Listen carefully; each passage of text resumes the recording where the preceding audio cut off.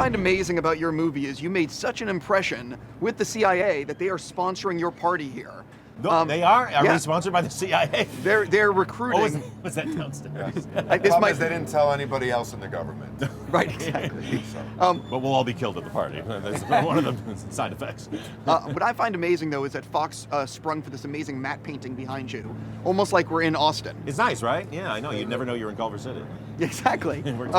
Talk a little bit. I mean, you guys have been talking about Spy all day. I keep on hearing how good it is. I'm going to be seeing it tonight. But I'm curious about the behind-the-scenes stories. What it was really like working with this guy, because I heard he can be a diva and very difficult, very demanding, and not very friendly. Yeah.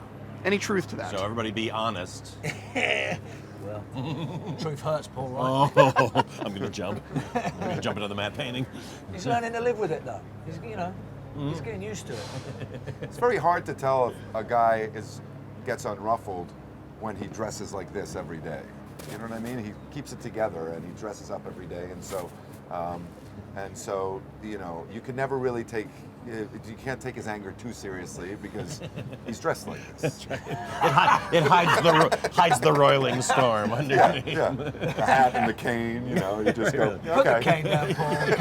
Yeah. Over What did you there. say? No, I have heard from everyone, and I've seen Paul that he's just so nice and so friendly. What was it like though making the movie? Any embarrassing good stories you can share? Any good behind the scenes stories?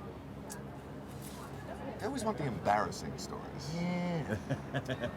I mean, it's a lot of the laughter's in front of the camera. I mean, it's like it all sort of washes into the other side. It's like we're having more fun in front of it than the behind the scenes stuff.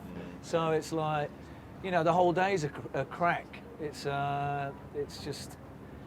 I don't think usually on most movies you're quite miserable and quite serious, and so the only sort of relief you get is behind the scenes. But I think it's the opposite on this.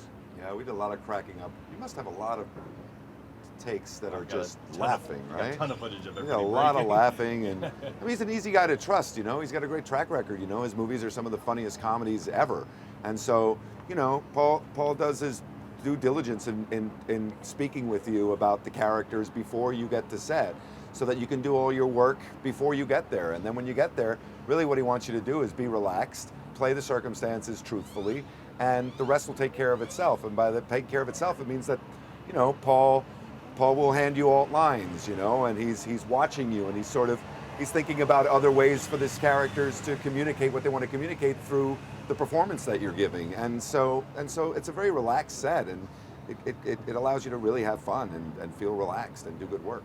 I'm very curious from when you were both approached about the project to what people are seeing on screen, how much changed along the way, and how much, because you wrote the script, how much was it sort of impacted once you cast these actors? Right. Well, I have to say, they haven't seen the movie yet. They're seeing it tonight. We're seeing it tonight with you. Oh, there we go. Yeah. So I'll be sitting in my car far away, just in case they're not happy. No, I mean, I'm sorry. I forgot the question. Well, I mean, I basically, was being funny. when you wrote, I know you mentioned to me that Jason, once he signed on, you wrote a little bit maybe towards him. I'm just curious how it changes once you have the actor and how you write for those people. Well, because I just want them to be able to really slip into the character, like Bobby said, where they can come to set and just not have to. I want them to have to work. I want them just to kind of be. And so my adjusting has to happen before that. But I have to say, when we brought you in for the rehearsal, because we do it like a few months before, we'll do rehearsal, just kind of hear their voices and see what they need to adjust. You came in and you sat down and you just read through those scenes, and I laughed. Melissa was with me too. We laughed so hard, and it was like, we're done. Like, you're perfect. I don't even know if you, I remember thinking, like, I wonder if Jason thinks we just threw him out of the room. Because it was so funny. I was like, I don't want to touch it again. Don't say those lines again until we shoot it. And I thought it was a disaster. I had no clue. Oh my God, it was so great. Yeah. No, but it's the commitment that these guys bring to these roles. That's all I care about. Well, I'm also very curious about the way both of you like to work, especially in this environment, trying to make a comedy but playing it seriously. Just talk a little bit about how you prepared and how you like to work on set when you were filming. Yeah, it's just like any other movie. I mean, it's in terms of what you... approaching this has to be done with like you're making a serious film, and that was one of the beauties about it for me. It feels like we're making a James Bond film. But the reality is we've got 10 times funnier lines than James Bond. So but the whole process is we're trying to, the costume, nothing's goofy about it. There's no stupidity going on. We're making a straight film that has drama and the stakes are high and all the things that you require from, you know, from a fulfilling action movie are all done in the process of how we make this. And that's all, you know, centered around Paul and how he does it. But, you know, the humor, that's the sideline of what we're doing. But we feel like we're making a straight film.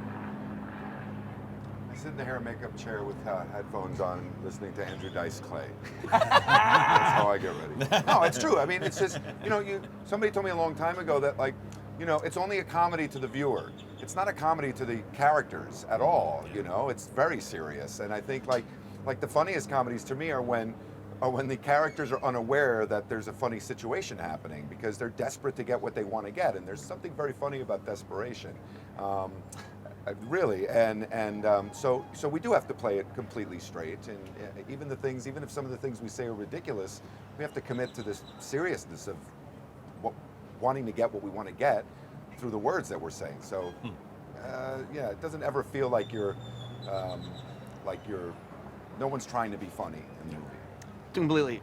I look forward to seeing it. Thank you so much for your time. Good luck with South by and drinking a lot of alcohol tonight. All right. Thank you.